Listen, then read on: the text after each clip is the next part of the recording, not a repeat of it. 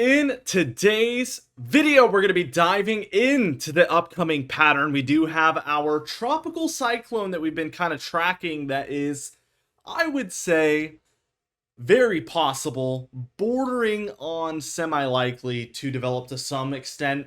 We do have a little bit more agreement today from the models. Unfortunately, looking like a Gulf entry is where these models are tilting towards, both the European and GFS. We're going to look at that.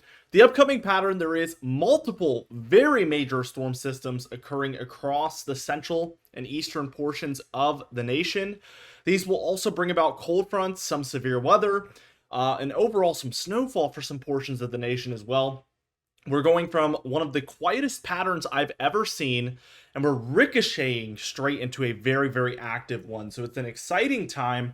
And semi-dangerous in ways, not only with the severe weather, of course, but also just, so much dry land, receiving so much precipitation could bring about some flooding risks, I would say, especially in the plains and Midwest. So we're going to be looking into all of these things today.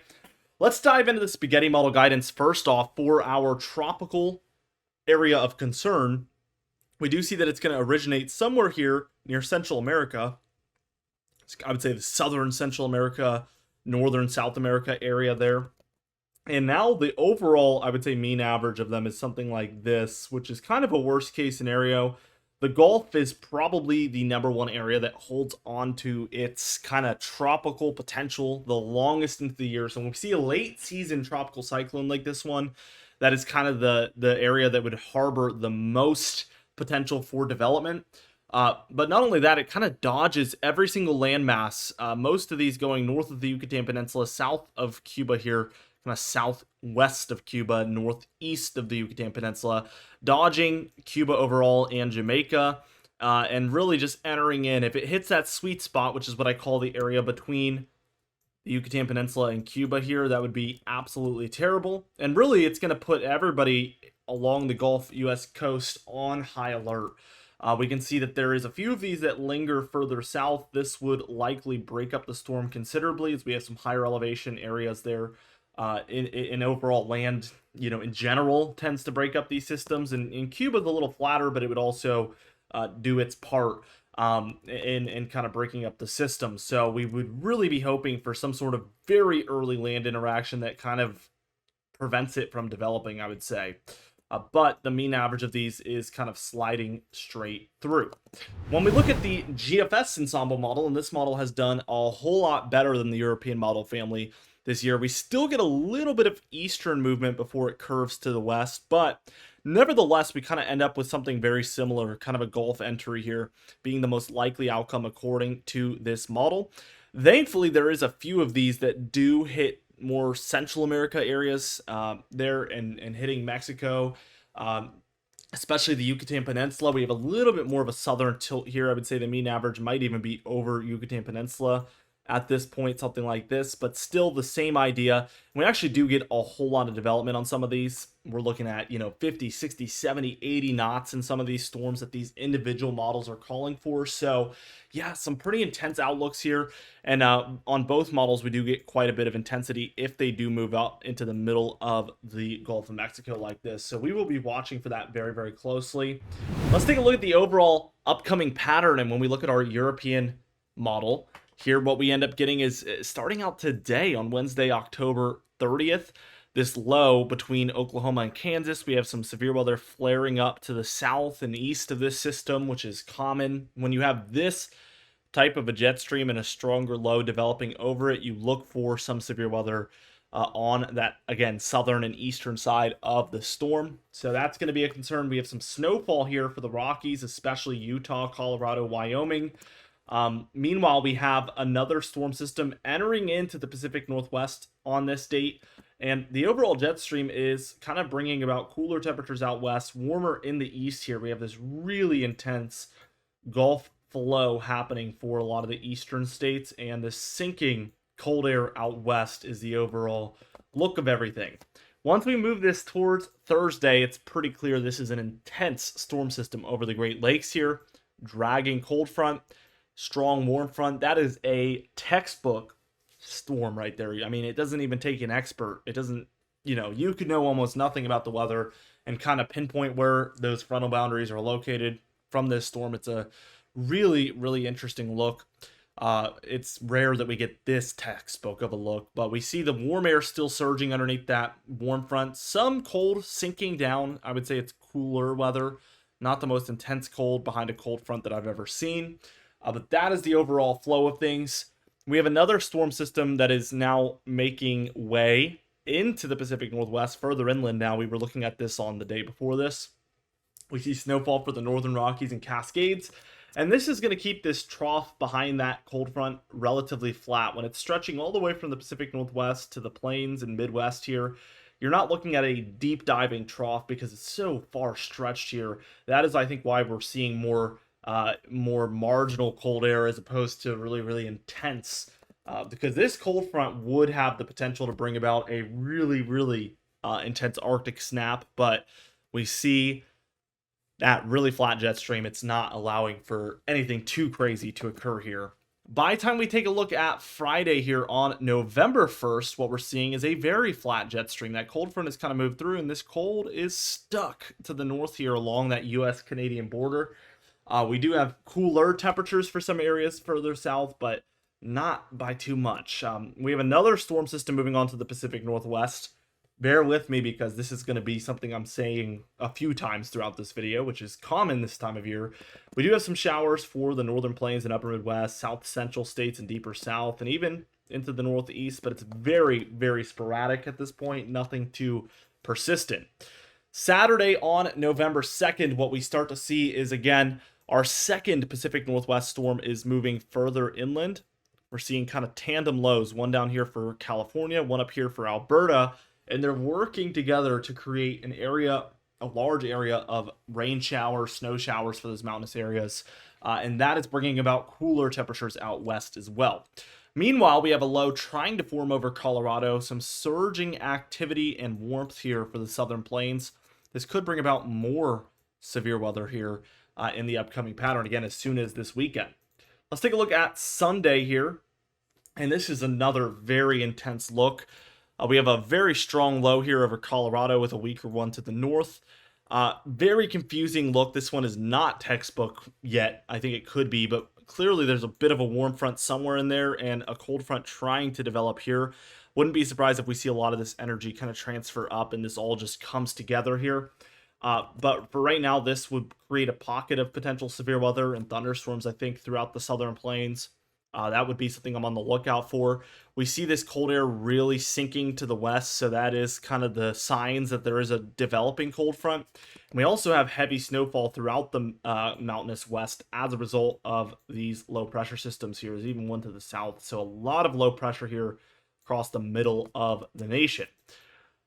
As we move towards Monday, things get a little bit more textbook. I would say the hardest part about this is that we see our low moves up into the Great Lakes, but we have a secondary low that is not very weak. This is a very strong one, especially when compared to the primary low. They're very almost equal in low pressure.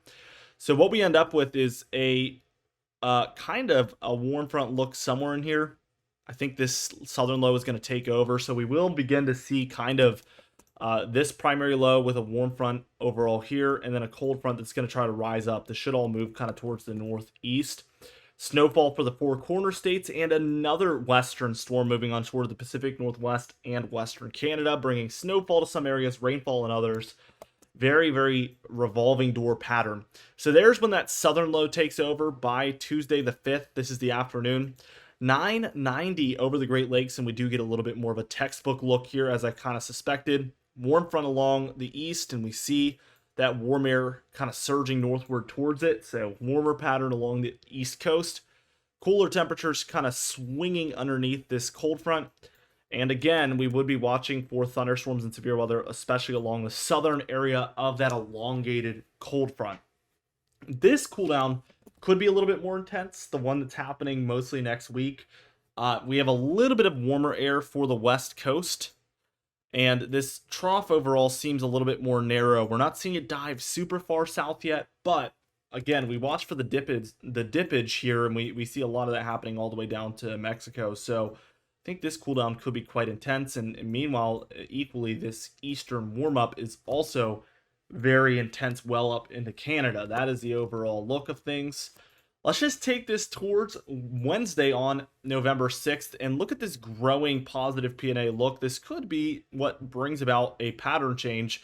If we see this warm air mass really develop out west, we also see multiple areas of high pressure here. One for Canada there, Western Canada, and one down here for the Rockies. This is going to kind of deflect everything south and eastward, so we could begin to see a more intense cool down here for the east after this Wednesday time frame. Let's see what happens.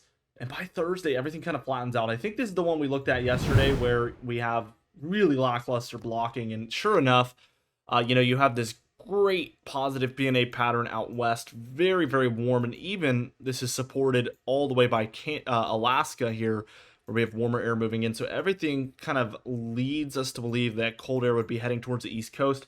The problem is it's also heading towards eastern Canada. It's also heading over Greenland.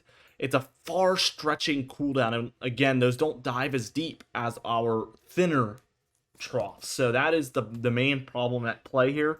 And as we move towards Friday, we see it's not very intense.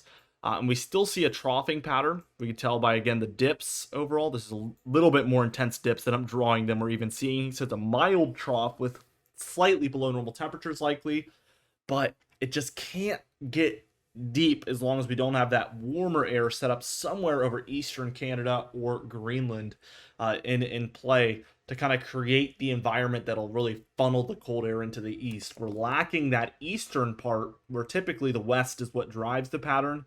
It's failing to do so in this one, probably for the first time in a long time, honestly. I've been tracking the P&A as my primary source of kind of the driving pattern for years now, and I've never seen the Atlantic play this large of a role.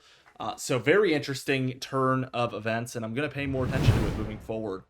As we take a look here at the precipitation, we expect a lot for the Northwest, and also the elephant in the room here is going to be this area here.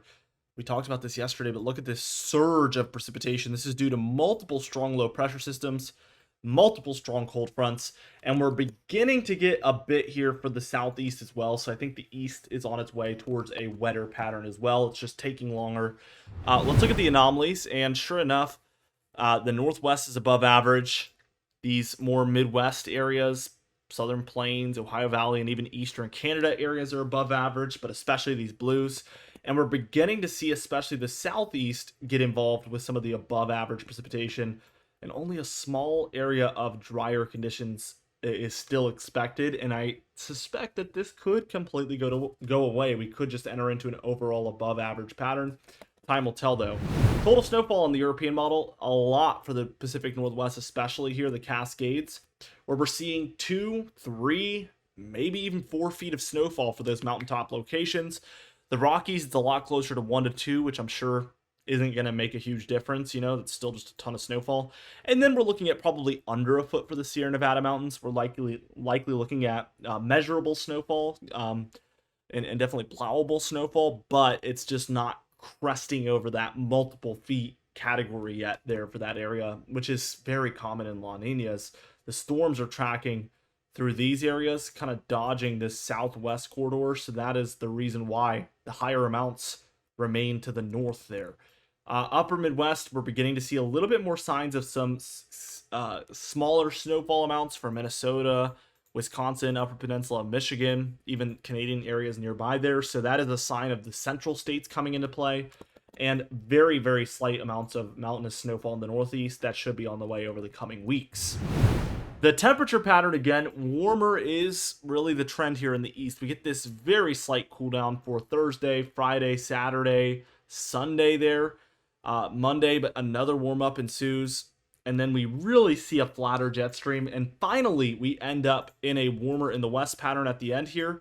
But again, near normal to slightly below normal temperatures for the east really is the look here because of that very long trough. It's just not bringing deep Arctic air really to anybody.